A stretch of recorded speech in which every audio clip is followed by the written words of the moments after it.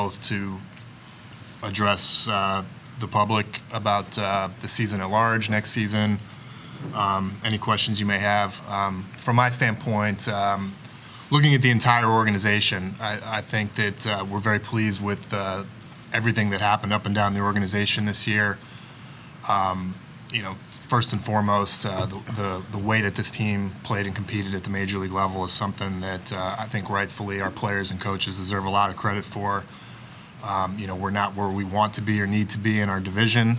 It's very daunting looking at these other four, not only teams, but organizations in our division, and picturing having to beat them to make it to the playoffs next year. But that's our goal, and we feel that the organization is in a position now to realistically pursue that goal for next year. And so that's going to be my focus this offseason, and I think the focus of our squad when we meet in Sarasota next year. So it's not going to be easy, given who we have to compete against and who we have to play against. But as I said in the summer, I feel like this team is officially in the fight in the American League East, and that's a big achievement, I think, for us. Doesn't mean that we're going to be complacent about it. We know that I think we had some relatively good health this season. We had some guys had good seasons. It's tough to repeat in this league. Players make adjustments against you. We've got a lot of young guys. We may have some individual steps back, but we plan to hopefully reinforce this group, keep helping the players improve, and hope that we can take another step forward next season and get into the playoffs that we narrowly missed out on this year. As far as the rest of the organization goes, I think that the minor league accolades kind of speak for themselves, but I would, from an internal assessment, echo our belief in the strength of our minor league system. We had a number one overall pick make a very successful, very impressive debut this year. We had the number one prospect in baseball come up and make a successful major league debut. And our top 10 prospects list is as deep as I've ever been around in my career. So we're very excited about that. We're going to keep it going. We've got to keep drafting and developing well in a very competitive business, and we're trying to keep our edge in the warehouse, and we'll continue to do that. We also broke ground on a Dominican facility and a pitching lab, and we want to continue to make the infrastructure in this organization on par with the best in the league, and our partnership group supports that goal as well. So I think we're going to continue to see infrastructure investments, and it's always going to be an area of focus of mine, and it's something that we have to balance against player personnel investments as well at times, and we're going to try to do both as well as we possibly can. I think that we've been consistent about that messaging since we've been here, and I'm pleased with what happened in 2022 to reflect that. I'll turn it over to Brandon for any questions as well, but looking at this team this year, got a lot of young guys that are going to be here for a while that had really good seasons. We have, in my mind, 2 Rookie of the Year candidates. I think we have the Manager of the Year candidate here sitting next to me. So we have a lot of really exciting individual pieces here to build around going forward. And I'm excited about the challenge ahead for me and for us in continuing to keep progress going. What areas would you like to target in the offseason to upgrade the club in free agency or trade? It's really tough. We've been having meetings about this for a month, and we're going to continue to do that. And it's not something obvious that I think we're going to target a certain position. I think we're going to look at any and all ways to improve our chances of making the playoffs, within the budget that we're going to be working with. And that's going to depend on what the market gives us. And I think there are a number of areas where we could supplement this team. So I don't have a specific prediction about which position any major league acquisitions are going to come in. I think one thing that makes this a little bit tricky is we have very interesting internal candidates for almost every single job. So it's not necessary that we go target one particular part of the team. I think we're going to be looking to supplement and upgrade, and how that fits into the whole roster, it's going to be case by case. Mike, do you intend to exercise the option on Jordan Lyles for next year? Well, That's not something that I declare this far in advance. Part of this business is the calendar that contracts and the major league schedule put forward. I think that looking at what Jordan did for us this year, it was more than exactly what we hoped for when we signed him. And he was a tremendous influence on our staff this year. He pitched, I think, 179 innings, won some games for us, helped these young guys take a step forward, helped protect our young bullpen that did so much this year. So kudos to him for everything. But we'll take the business aspect of the business as it comes. But in a baseball sense, I want to thank him and congratulate him for 2022. Along those lines, what kept Jordan from starting today? We just felt after the start in New York that he made 32 starts for us and did everything that we could have asked him and more. And he's had a heck of a year, and we're so happy with what he's done. And we want to end it on a good note with that start in Yankee Stadium. Mike, one of the trends we've seen the last couple of years is with young players being signed, 0 to 3 guys being signed by their organizations. That's something, especially with 0 to 3 guys, the Orioles have not done over the years. Is that something you're looking to do? What is your philosophy on that? And do you at least believe that there might be some discussions towards that this offseason? My philosophy is that we look to do everything when it comes to player contracts, player acquisition on a pretty case-by-case level. And there's some things that make sense, and it takes 2 to tango. And we look at those, we talk about them. I think in order to best advance the objectives of the Orioles franchise and ball club, which is what I try to do in my position, I, by nature, am quiet about our activities in those areas unless I'm forced not to be. And so, if those conversations have happened or will happen, it's not going to be something that I'm going to get out there and telegraph, because I also want the people that I'm doing business with to know that I'm discreet about those activities. So we'll see. It's not something that you force, but if it makes sense for both sides, they tend to happen, and hopefully we'll have some of that. Mike, when did you realize this season was going to be productive? What game or what day did you realize it? That the season was as good as it. It's just kind of. I read some quotes from Austin Hayes, and that was the way that I think it felt for me. It just crept up on us that this team was playing really well and the wins were stacking up, and I think it was very organic, which was cool to see, and that was our approach. I think we've come into he and I came into a very tough spot at the end of 2018, and we just kept trying to do the right thing for the organization with every move, every little decision, and kind of kept our eye on the ball, and we had to navigate the pandemic, and it seemed to congeal this year organically. It doesn't mean that we're going to take it for granted that it's going to happen again next year. Not going to take it for granted that we're going to have a better record next year. We've got these other 4 teams that make great moves every winter, that have huge resources, that also have good farm systems. It's scary. So we're just going to continue to keep making good decisions and trying to do the right thing for the organization, and hopefully organically we have another step forward next year, and I hope that means playing next week, next year. Mike, you quoted earlier in the year saying that this offseason you'd be in a position to spend some money. Is that in the context of your position as a medium market or a small to medium market team, or is it possible that in the right situation you could make an eye-popping move?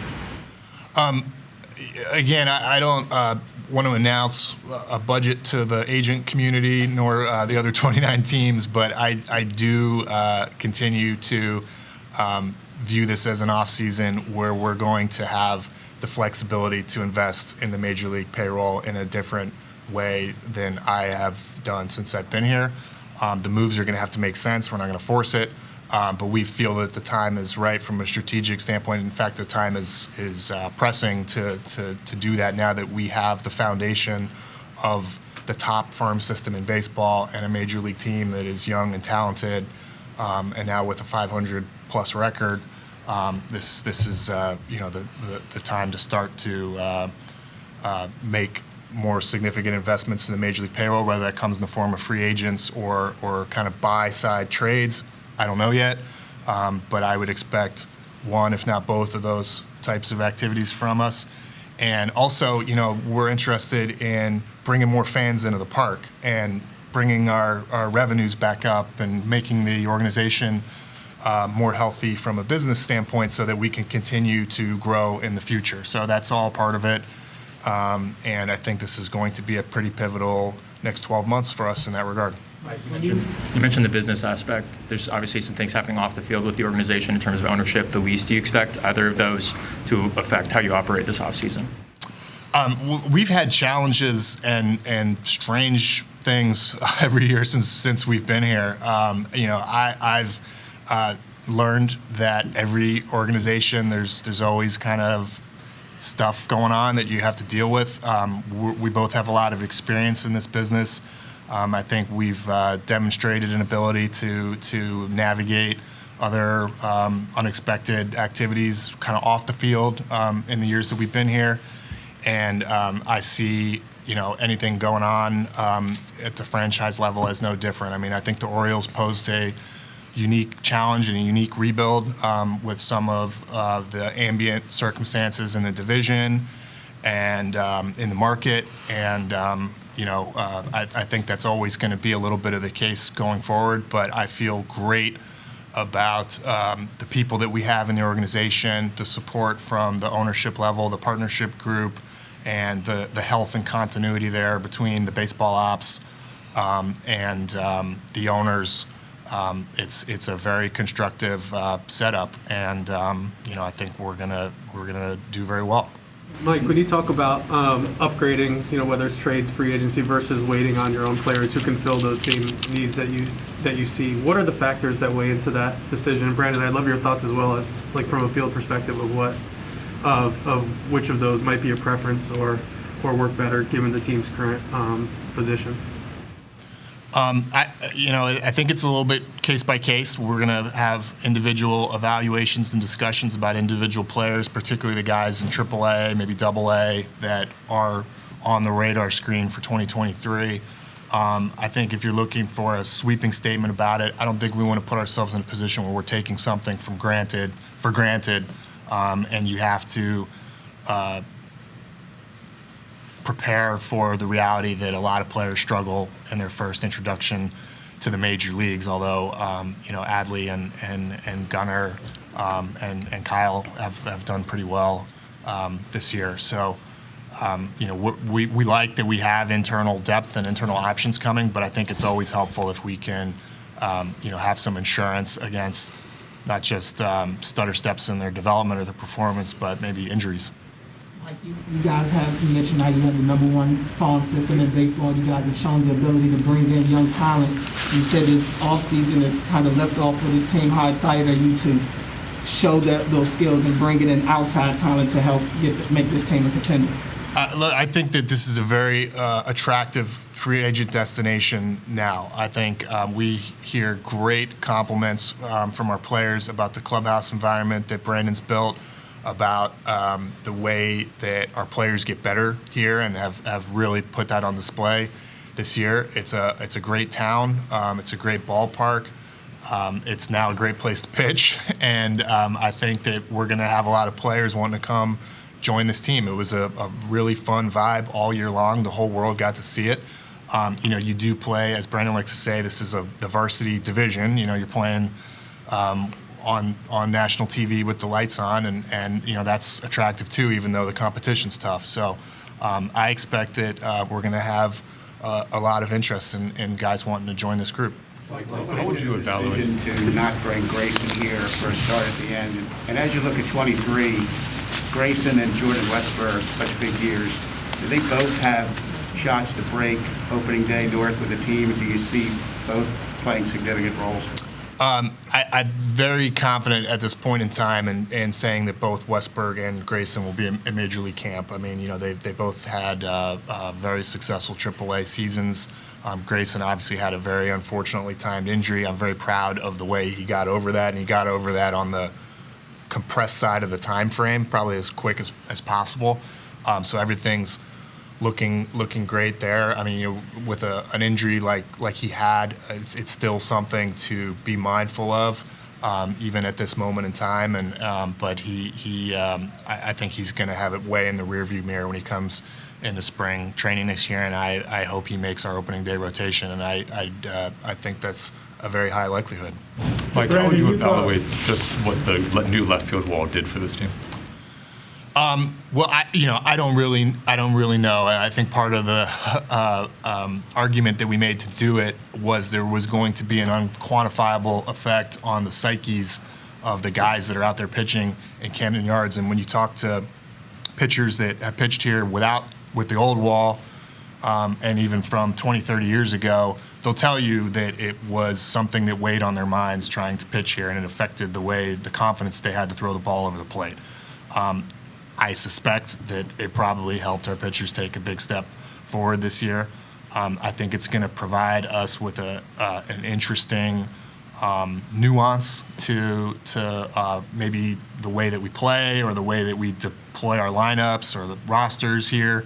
And in a very tough division, I think any kind of inherent unique angle that you can have, maybe something that is helpful. But I really like the fact that cheap fly balls that our pitchers induce aren't home runs at a crazy rate like they have been here for the last 30 years. Mike, you plan to leave it as is for the foreseeable future? I don't know if it'll stay that way forever. I mean, we're planning renovations to Camden Yards as a whole over the next several years, and I could, from what I'm hearing and seeing, I mean, the whole outfield dimensions maybe will possibly be affected by that or not. But certainly it's gonna look this way again next year. Mike, the industry loves prospects. You obviously, you love your prospects. Now you're in a situation that you do have some surplus at certain positions, whether it's middle infield, whether it's outfield. Are you willing at this offseason to trade some of those guys, or would you still prefer to trade from the Major League roster and hold on to those guys? I think we're going to have to if we want to import players from trade. I don't know if we're going to be able to get it done without sending any prospects. So, I really like the players that we've been drafting and developing and trading for, but this is part of the business, and that's why you amass such depth in your organization is there's a 40-man roster, there's a Rule 5 draft. You can't keep everybody, and you also can't play everybody. And so we just want to keep stacking good players and good drafts and good international development so that we're able to use our players because we don't have the same amount of money as the Yankees, so there's going to be times when our richness in players is going to be what we have to lean into in order to win out here. Brandon, managing a team from building to winning, and the next step would be an expectation that you're going to win more. Is that fair, and do you embrace what would be a greater expectation moving forward? Yeah. For us, that is the next step, and we've come a long way in a few years, and be able to have people talking about us going into next spring training with the expectations of our team getting better.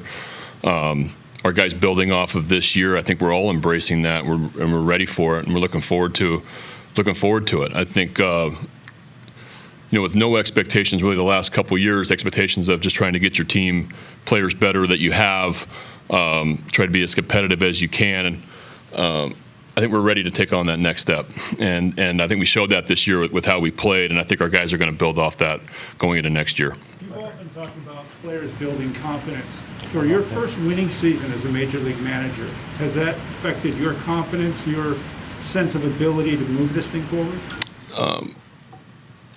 I think I'm pretty much the same, honestly. I felt like, I think we're all ready for the next step. And, I came in here with confidence. My confidence wasn't shaken, even though we had such really rough years the last three. Try to stay as consistent as I possibly could with everything. It's not easy to do, but try to match up as best as I possibly can. try to win as many games as I possibly could. And this year we just had more talent. We had guys produce, and we had bullpen guys get outs. That it became a lot more fun, honestly. And I'm ready for more fun like that. Just to go back to what I Yep. asked before with Mike, how do you view as you're taking that next step, the prospect of doing it with rookies who are trying to break in versus more established guys from the outside? I think a blend is always the best. And this year I thought we had we were pretty young, but we had a nice blend of guys that be able to break in as well as guys that had were entering their third, fourth year. And then we've talked a lot about especially the last week or two, but the three older guys that were in our clubhouse that really helped change the culture of expectations to win on a nightly basis. So I think that we're going to continue to build that way. And bottom line in this league is talent wins. And we've gotten a lot more talented, and we're going to continue to get more talented. You mentioned Brandon, Manager of the Year. What specifically has he done that's made such an impact? I know it's going to be awkward for you, Brandon. Sorry. I think this is the year that people are noticing what a talented manager that we have in Baltimore. But for me, this has been 4 years. We've been very process-oriented, like Brandon said. He's been working with the front office to build the entire organization. So this isn't something that's like new for me in 2022, but obviously he's gotten national attention, and rightfully so, for the performance of the team, and for me, more so the style of play that I think we see from these players. And so I think this is a good year for him to win it, but in my mind, it's for the last 4 years, and hopefully many more. Mike, to kind of piggyback off that, we've seen managers around Major League Baseball kind of lose the clubhouse after having some rough stretches. What do you think has allowed Brandon to kind of still have these guys' ears after having some rough years? From my standpoint and impressions, we're honest with the players. We communicate with them. We try to provide a supportive atmosphere. Obviously, you're not lovey-dovey all the time. Guys need to hear the truth, but if you're honest with them and they understand that you're aligned with their best interests, I think it creates an atmosphere where they want to play for you, and I think Brandon does a great job with that. Do you guys think the coaching staff will be back in its entirety for next season? I don't use press conferences to talk about HR stuff or contracts for players or staff or whatever, but I think that we're proud of what this group did, and all handle our off-season business up and down the entire organization as we proceed through the next couple of months.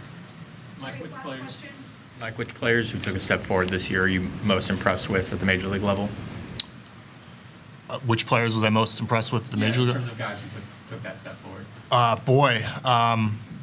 It's a tough one. Pretty good list. I think one of the things that I'm most proud of with this year's team is you could take all 28 guys who are in that room right now and pretty much make the argument that every single one of their career is in as good or a better place than it was a calendar year ago.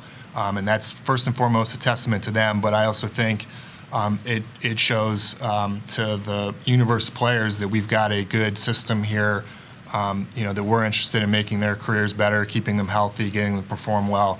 And so I think that's a pretty cool statement about our group that I think is more or less accurate.